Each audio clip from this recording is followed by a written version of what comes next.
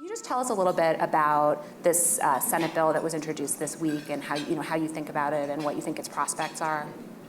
Well, Margot, thanks. Thanks for being here with me and for facilitating. And my thanks to Aspen and for all of you for taking time to engage in a conversation about something that is foundational to our society.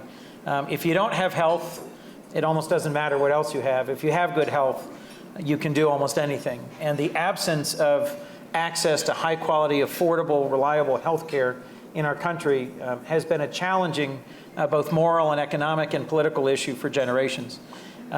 We will be voting, I believe, Thursday of this coming week on a bill that's been crafted largely in secret by the Republican leadership and a few aides that was just made public on Thursday. I don't believe, Adam, that we yet have the CBO score. We do not. We're waiting for a CBO score. So compared to the process that produced the Affordable Care Act, where there were dozens of hearings across two major committees, the Finance Committee and the Health Committee, and there were days of debate and more than 150 amendments, this will be a fairly rushed process where I'm literally just now getting summaries of the bill, opinions and input. You haven't read the 142 pages of legislative I have not read the 142 pages of the bill yet. My Health LA sent me a summary of it. We had a debate among Democratic senators Thursday where it was clear that we all still don't know what's in this bill yet. We have a weekend to grind through it and to get a whole lot of input on it, and then we're off and running as soon as we're back. We'll be back in session Monday evening.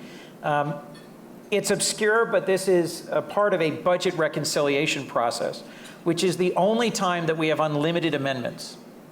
The only limit to the number of amendments on this bill will be exhaustion. So the way that typically works... So you're going to be getting a lot of sleep this weekend, too, as you're reviewing? I am hoping to get a little extra sleep, because the way that typically works in the budget process is we'll have 150, 200 amendments filed, and we'll only actually vote on 30 or 40, and we won't start until 6 o'clock at night.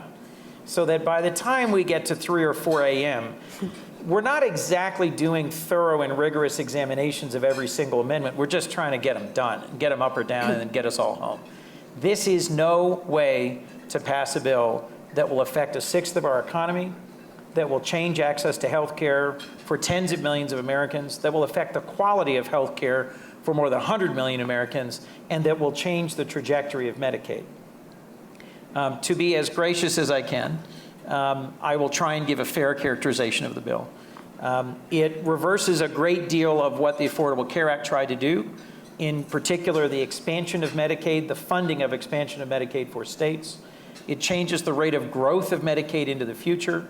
It repeals many of the taxes that funded the Affordable Care Act. It removes the consumer protections through a state-by-state waiver process. And it essentially makes a lot of what the Affordable Care Act attempted to accomplish less expensive, less effective, less available. So my view, it will make health care harder to access, harder to afford, and harder to deliver for millions of Americans. In particular, those with disabilities, those who have addiction challenges, those who are seniors, particularly in residential care, and those who are low income.